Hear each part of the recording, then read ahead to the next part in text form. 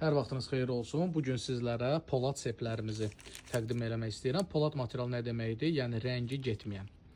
Burada gördüyünüz kimi 3 manata da var, 5 manata da var, içlərində bəlkə də 7 manatlıqlar belə var. Yalnız öz müştərilərimiz üçün, yəni xahiş edirəm diqqətlə qulaq asın, üstlərindəki qiymət qalacaq. Yəni görürsünüz, bunun üstünə misal üçün qiymət 5 manatdır, o qiymətə dəymir, o qiymət öz yerində qalır.